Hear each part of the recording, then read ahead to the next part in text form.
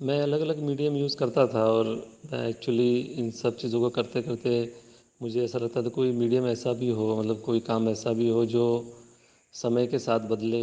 नमस्कार दोस्तों, मैं गोविंद विश्वास आप सभी का एक बार इस चैनल पे फिर से स्वागत करता हूँ। आज हमारे साथ उपस्थित हैं नीलेश कुमावत जी, जो कि महाराष्ट्र के एक छोटे से जगह से हैं। तो नीलेश जी, आपका बहुत बहुत स्वागत है। हम जानना चाहते हैं आपके जीवन के विषय में, आपके काम के विषय में। तो आपकी जर्नी की शुरुआत कैसे हुई, इससे हम शुरुआत करते हैं।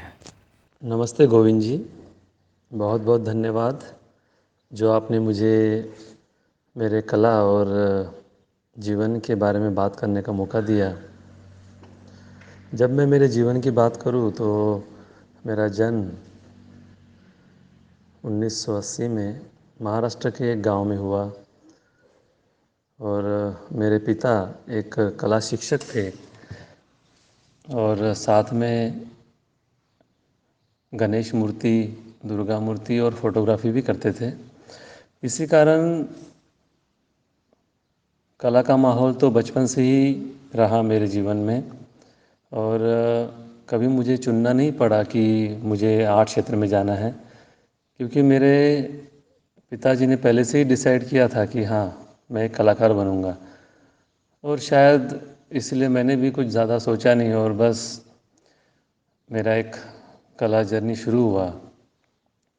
मैंने मेरा बैचलर महाराष्ट्र की एक कॉलेज में किया, जिस कॉलेज का नाम था कलाचार्य पंदे गुरुजी विद्यालय, जो खामगांव में स्थित है। जी, घर में ही कला का एक वातावरण होना, ये आपके लिए बहुत इम्पोर्टेंट रहा होगा। इस क्षेत्र में आना मेरा चुनाव नहीं था, ये मेरे पिताजी ने डिसाइड किया था, इसलिए शायद मैं इस चीज़ को पूरी तरह स्वीकार नहीं कर पा रहा था। पर मेरे जो टीचर थे फाउंडेशन के, खेरडे सर, उन्होंने मुझे इस भ्रम से दूर किया और मुझे ये एहसास दिलाया कि हाँ, मैं एक कलाकार बन सकता हूँ, या फिर मुझे कलाकार बनने के लिए कुछ करना चाहिए, मेहनत करना चाहिए। तो जो खेरडे सर थे वो काफ़ी जोश और काफ़ी लगन से काम करते थे और उतना ही जोश वो हम विद्यार्थियों में भी फूंकते थे। और यहाँ से ही मेरा जीवन का एक जोश भरा जो जर्नी है शुरू हुआ और वही वही जोश मैं एक्चुअली आज भी फील कर सकता हूँ। बिल्कुल, शिक्षकों का दिया हुआ ज्ञान जो है हमें जीवन भर याद रहता है। जब हम कॉलेज छोड़ चुके होते हैं, 10-12 साल बाद भी उनकी बातें हमारे कानों में गूंजती रहती हैं। तो ये अनुभव है जो हमें बहुत कुछ सिखाता है। अच्छा, बड़ौदा कॉलेज में जाकर आपने क्या अनुभव किया? मेरा बड़ौदा फाइन आर्ट्स में आना, वो भी ऐसी पुरानी सोच लेके, मेरे लिए बहुत मुश्किल होने वाला था, क्योंकि यहाँ का माहौल काफ़ी क्रिएटिव और काफ़ी नई नई चीज़ें करने वाला था, काफ़ी एक्सपेरिमेंटल था। अलग अलग मटेरियल्स यूज़ करते थे लोग यहाँ पर सभी। तो मेरी सोच काफ़ी पुरानी थी, पर इस सोच में से बाहर निकालने के लिए मुझे मेरे क्लासमेट्स, मेरे सीनियर्स और जूनियर्स ने काफ़ी मदद की। और ऐसे में फिर हमारे एक नए टीचर्स आए जो गणेश गोविंद सर, उनके आने से थोड़े हम स्टेबल हुए। मतलब जो मन का जो यहाँ वहाँ भागना था वो थोड़ा रुका, नहीं तो मुश्किल था, क्या करे क्या नहीं करे कुछ समझ नहीं आता था। रॉन म्यूक का काम देखा सर के आने के बाद और तब थोड़ा सा हाइपर रियलिस्टिक के बारे में जाना हम लोगों ने, तो उसी से इंस्पायर मेरा एक पहला काम था जो यहाँ पे आपको नज़र आ रहा है, जिसमें 3 हाथ है। एक एक्चुअली ट्रेजिक एनाटॉमी के ऊपर था थोड़ा सा। ये काम एक्चुअल में जो आपको दिखाई दे रहा है क्ले मॉडलिंग है। ये काम के पीछे एक था मेरा कि मुझे कोई भी काम स्टिल हो तो मुझे नहीं मज़ा आता था। मतलब मुझे ऐसा लगता था कि कोई चीज़ डेड जैसा है। मैं चाहता था कि काम में कोई मोशन हो जो समय के साथ या टाइम एंड स्पेस के साथ रिलेट कर सके हम उस चीज़ को, जो लिविंग ऑब्जेक्ट के साथ हम उसको मर्ज कर सके, इस टाइप का। तो ये मेरा काम मैंने एक्चुअली एक हैंडीकैप पर्सन के लिए बनाया था जिसके दोनों हाथ नहीं थे, और ये काम उसके पीछे लगा के मेरा स्कल्पचर, फिर उसको कपड़े वगैरह पहना के उसको जस्ट खाली डिस्प्ले में मुझे जस्ट वो मूव करता रहेगा, इस टाइप का ये काम बनाया था मैंने। और मुझे क्ले मॉडलिंग पहले से बहुत पसंद थी, और ऐसा रियलिस्टिक काम करने का मुझे काफ़ी मज़ा आया उस टाइम पे। बिल्कुल नीलेश जी, एक तो ये अनुभव है और हम देख रहे हैं ये तो सुपर्ब है। और दूसरा जो आप एक ग्लास माध्यम में जब से काम शुरू किया तो उसके लिए उसके पीछे का क्या कॉन्सेप्ट था? इसके बाद मैंने काफ़ी सारे ग्लास वर्क्स किए और इसका सबका काम मिल मिला के कंसेप्ट था फ्रेजिलिटी ऑफ रिलेशनशिप है, या फिर जीवन का ही कुछ अनुभव, जो अकेलापन है, या फिर जो अपने आप में ही जीवन, दो जीवन जीना है, इस टाइप का काफ़ी कंसेप्ट है। तो उसमें से एक मेरा दूसरा काम निकला जो अ, ये जो आदमी है एक्चुअली एक विंडो में खड़ा है जो बाहर देख रहा है, और ये जो फिगर है ये पूरा अलग अलग लेबल्स और इंस्ट्रक्शन से बना हुआ है। जैसे हैंडल विथ केयर के लेबल्स होते हैं हर एक ऑब्जेक्ट्स के ऊपर, या फिर आप जब ट्रैफिक सिग्नल पे जाते हो तो आपको काफ़ी इंस्ट्रक्शंस होते हैं, रोड के ऊपर इंस्ट्रक्शंस होते हैं। मतलब ये जीवन जो है एक्चुअली हमें कहीं ना कहीं पे हर जगह पे बोला जाता है कि ऐसा करो ऐसा मत करो, मतलब ये काफ़ी बंधा हुआ मुझे फील होता था, और वो फ्रीडम जैसा नहीं महसूस होता था। जबकि हम लोग इतने सारे नियम हम लोगों ने हमारे इन सब सोसाइटी में रहने के लिए बनाए हुए हैं, पर ऐसा कोई नियम नहीं है कि हमें नेचर के साथ कैसे रहना चाहिए। तो मैं खिड़की में से देख रहा हूँ और वो सारे लेबल्स मेरे ऊपर छप गए हैं, मतलब इस टाइप के सारे छोटे छोटे लेबल्स से ये फिगर बना हुआ है, और मैं बाहर की तरफ देख रहा हूँ, नेचर की तरफ। जी नीलेश जी, ये रिफ्लेक्शन वाले काम के विषय में आप कुछ बताइए। फिगर है जो अपना रिफ्लेक्शन देख रहा है, अपना जो रिफ्लेक्शन देख रहा है। जो नीचे वाला जो रिफ्लेक्शन है वो एक्चुअली वही अलग अलग सब हैंडल विथ केयर के जो लेबल्स है उसी से बना हुआ है, ब्रोकन ग्लासेस से लेके। इस काम का टाइटल था लव विदाउट कंपैशन। तो मतलब हमेशा मैं जब बैठता था तो मुझे लगता था कि मैं कहीं पे अकेला हूँ। मतलब मुझे ऐसा लगता था कि शायद मैं अपने आप से कहीं दूर हूँ। मतलब दो मैं थे वहाँ पर जहाँ पे मैं अपने आप से बात कर रहा होता हूँ, वही दो थे जहाँ पर मैं अपने आप से रूठता हूँ। मतलब कहीं न कहीं एक दूसरे से वो टकराव है, कहीं न कहीं एक दूसरे से वो अंतर बन रहा है वहाँ पर ना। तो फिर भी मैं एक दूसरे को देख रहे हैं हम लोग, पर फिर भी हम एक दूसरे से जुदा है। तो इस टाइप का एक काम था जो मैंने बनाया था इसके अंदर। ये भी ग्लास का ही है, इसमें 29 ग्लासेस है लगभग, और ये भी सारा सैंड ब्लास्टिंग करके और उसके पीछे से मैंने लाइटिंग किया था। ये जितने भी ग्लास के वर्क मैंने आपको बताए, ये काम एक्चुअली एक ग्लास के बाद दूसरा ग्लास ऐसे करते करते 20 ग्लास, 30 ग्लास, 40 ग्लास ऐसे था। मतलब इसको आप या तो आगे से देख सकते हैं या पीछे से, आप दो साइड यूज़ कर सकते हैं उसको, पर जो बॉर्डर साइड से आप नहीं देख सकते थे। तो मेरे लिए बड़ा चैलेंजिंग था कि मैं उसको इस तरह बनाऊं कि मैं चारों दिशाओं से उसको देख पाऊँ। और ये मेरा काफ़ी मैंने एक्सपेरिमेंट किए, एक आध दो बार तो उसमें मैं नाकाम भी हुआ, पर ये जो नेक्स्ट काम आप देख सकते हो ये अनटाइटल्ड वर्क है। इसमें आपको एक बैठा हुआ एक इंसान दिखाई देगा जो एक्चुअली ये भी ग्लास के ऊपर ही पेंट किया हुआ है, पर इसमें ग्लास चारों साइड से है।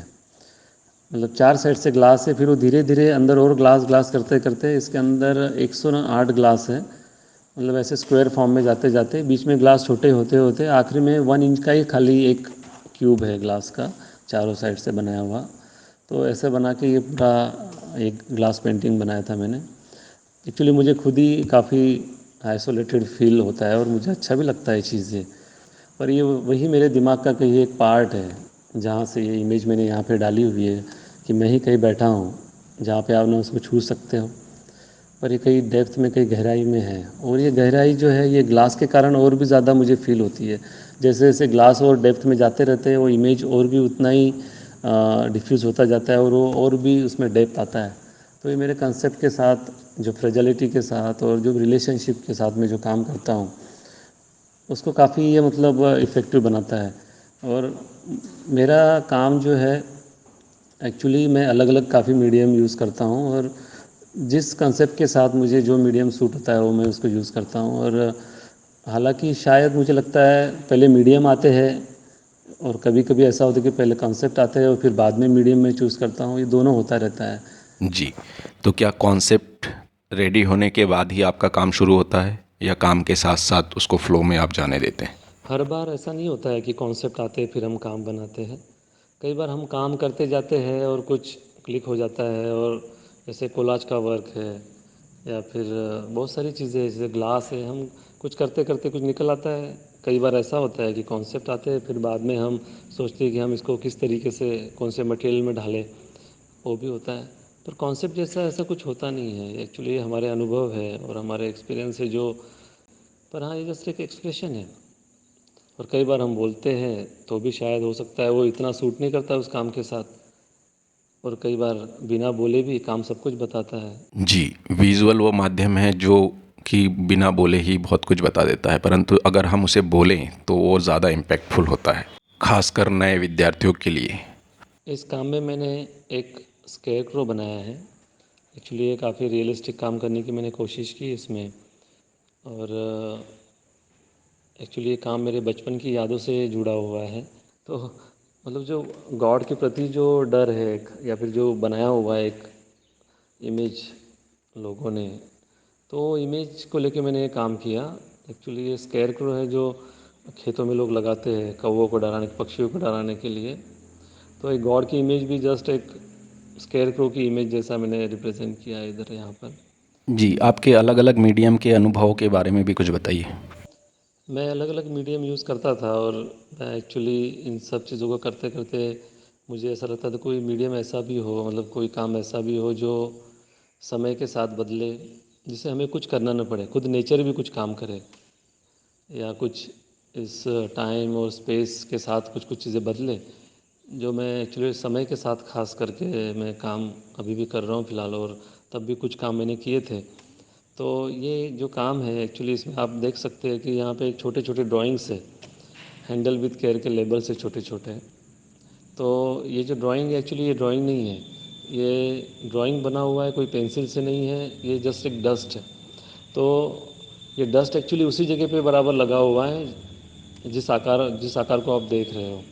एक्चुअली इस बोर्ड के पीछे मैग्नेट्स है जो उसी फॉर्म में मैंने सेट किए हुए हैं। और जब नेचुरली जो डस्ट उड़ता है हवा में, वो जो डस्ट में जो भी जितने भी मेटल के पार्टिकल्स होते हैं वो सबको वो मैग्नेट उसी आकार में खींचता है और वो वहाँ पे जाके चिपक जाते हैं। तो ये जो ड्राइंग है समय के हिसाब से डार्क होता जाता है, फिर धुंधला भी हो जाता है। जी, नीलेश जी, आपने बुक्स को लेके भी कुछ काम किया है, उस बारे में भी कुछ बताइए ना। कुछ काम मैंने बुक्स को लेके भी किए, पेपर बंचेस को लेके भी किए। जैसे मेरा नेक्स्ट काम है जिसमें एक मेडिटेशन करता हुआ व्यक्ति है, और नीचे पानी में उसका रिफ्लेक्शन नज़र आ रहा है। एक्चुअली बुक्स का काम जो है वो मेरा ही एक अनुभव था जिसमें मुझे खुद ऐसा फील होता था कि मैं चाहे जितना भी इन्फॉर्मेशन ले लेता हूँ, या फिर मैं चाहे जितना भी पढ़ लेता हूँ, पर जीवन का जब अनुभव मुझे कुछ और ही बताता है। तो जो किताबी ज्ञान जो है या जो इन्फॉर्मेशन के ऊपर जो जीवन जीते हैं हम लोग, वो एक्चुअली एक रिफ्लेक्शन के जैसा जीवन होता है। एक्चुअली ये ऐसी नाव है जो आपको कभी किनारा नहीं देगी। बस आप चलते रहो, पर आपको कभी किनारा नहीं मिलेगा। जी, और ये चलते रहना ही ज़िंदा होने का प्रतीक होता है। अपना कोई नाम या कोई चीज़ के लिए जब हम लोग नहीं होते हैं, जब हम पूरी तरह खाली होते हैं, तब हमें कोई चीज़ दुख नहीं दे सकती है। ये काम उसी को लेके मैंने बनाया था। जी, आपके सोलो शो के बारे में भी कुछ बोलिए ना।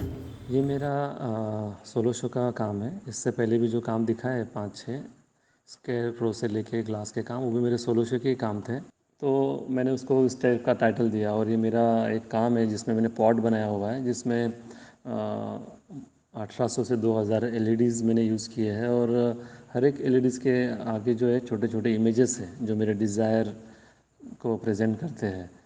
और ये टाइटल भी जैसे मटका भर रहा होता है तब वो टाइटल चेंज हो जाता है, वो फीलिंग फीलिंग आता है, और जैसे ही ये खाली हो जाता है तो वैसे अनफुलफिलिंग होता है, तो ये चेंज होता रहता है। जी, सभी के अनुभवों पे ही सारे काम होते हैं, ये तो तय है। अच्छा, आपके पेंटिंग के विषय में भी कुछ बताइए।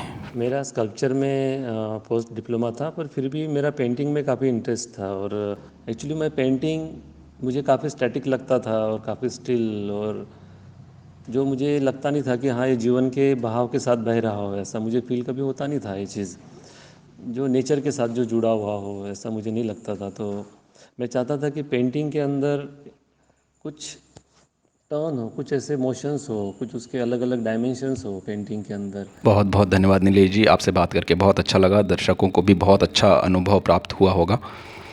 गोविंद जी, बहुत बहुत धन्यवाद। आप जो ये इतना बढ़िया काम कर रहे हो इसके लिए बहुत बहुत शुभकामनाएं आपको। और सभी श्रोताओं को भी मेरा निवेदन है कि प्लीज़ इसको सब्सक्राइब कीजिए, लाइक कीजिए और शेयर कीजिए। Thank you so much.